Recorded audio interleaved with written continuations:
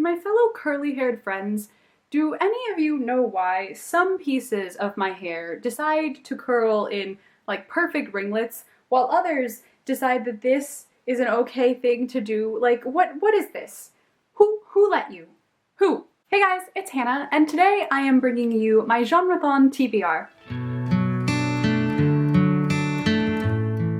Now, Genrethon, for those of you who don't know, is a readathon that is being hosted by Joss from Squibbles Reads, Brittany from Under the Radar Books, Kristen from Vienna Waits Books, and Lauren from Lauren and the Books. And I will leave links to all of those wonderful ladies' channels down below in case you want to know more about Genrethon and you just want to check them out. But in short, Genrethon is a readathon that is meant to encourage people to read a wider range of genres, and I thought that was a wonderful thing, and I've never participated in a readathon before, so I thought that this would be a great one to start with. It takes place between April 10th and April 17th, and it only has 2 rules. The first rule is to read at least 3 books, and the second rule is that you have to read 3 books in 3 different genres. Also, you are allowed to read books that you have already started reading. But without any further ado, I have 6 books on my TBR, and let's get into all of them. So the first book on my TBR is in the poetry genre, and that is T.S. Eliot's The Wasteland, Prufrock, and Other Poems. This is actually technically required reading for my English class, but we're including it in this list anyway because I have to read it next week. But I'm actually pretty excited to read this because I've read some of T.S. Eliot's poetry before and really enjoyed it, so I'm excited to dive in and read some more of his work, and I've also just really been into poetry lately. The next book on my TBR falls into the novella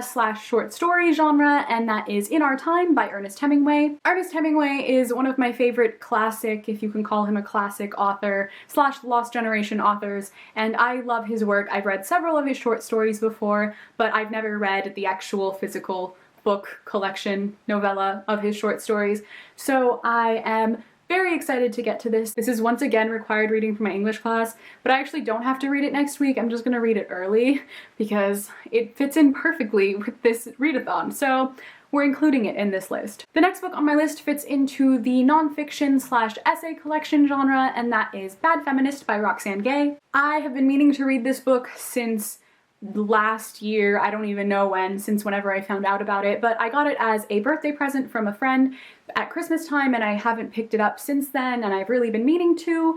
It's on my list of top 16 books I want to read this year, so I thought this would be the perfect time to get to it. Like I said before, this is a collection of essays that Roxane Gay wrote on feminism, and I think it mostly focuses on media and pop culture. Correct me if I'm wrong if you've read it, but I think that's the main focus of it, and I'm taking a class right now on representation in media and pop culture, so it's something that I love talking about and reading about, and it's something I read about all the time anyway, so I thought that this would be a great addition to that. The next book on my TBR fits into the literary fiction / romance genre, and it is a reread for me, and that is Pride and Prejudice by Jane Austen. I'm also reading this as part of a read-along with Marinez from My Name is Marinez. She has a Goodreads group where she rereads a book every single month, a different book, and I'm joining in on this one this month because it's been so many years since I read this. I've already started this one actually, and I'm about halfway through, but I am loving it once again, actually loving it even more than the first time I read it,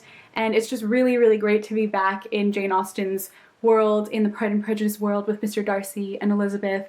They're just my favorites, and now I just want to read everything else Austen has ever written because this is the only Jane Austen book I've ever read, which I feel is blasphemous, and I need to read more of her stuff. So once I finish this, I'm definitely picking up like Sense and Sensibility or Mansfield Park or something. The next book on my TBR is a play, and that is Still Life with Iris by Stephen Dietz. This play I honestly cannot give you a synopsis on because it was just on my shelf and I picked it up and decided, why not? It's been a while since I've read a play. I really don't even know where I got this or how I got this, and I, like I said, don't know anything about it, but I kind of like reading plays like that. I don't know if that's just me, but I like just picking up a play and reading it without knowing a single thing about it and being completely surprised. But the front cover of it does say that it's adventure, fantasy, and drama, which are all things I love, so hopefully I enjoyed this one. And finally, the last book on my TBR falls into the fantasy / magical realism genre, and that is The Grace Keepers by Christy Logan. I've been meaning to read this book ever since I first laid eyes on the cover, because I mean, look at that, like, look at that. Look at the end pages, like, look at this. It's just, it's so beautiful. I can't handle this book. And not only is the cover of this book absolutely stunning, but the little description and like blurb on Amazon when you go to buy this book is fans of the Night Circus and Station 11 will enjoy. And if you know me at all, you know that that is like my biggest buzzword. If anyone ever says that a book is similar to the Night Circus or a fan of the Night Circus will enjoy this, I will pick that book up. I don't even care. I'll pick it up before I read the summary. But this book is magical realism slash fantasy-ish. I don't really know. I'm about 10 pages into this, so really not too far in deep. But this story is essentially about this world that has kind of flooded, and there's this separation between the people who live on land and the people who live on water. And it is told from the perspective of two different girls. One of them being this girl on the cover who is in this circus, and she does circus tricks and things with this bear, and the two of them are friends.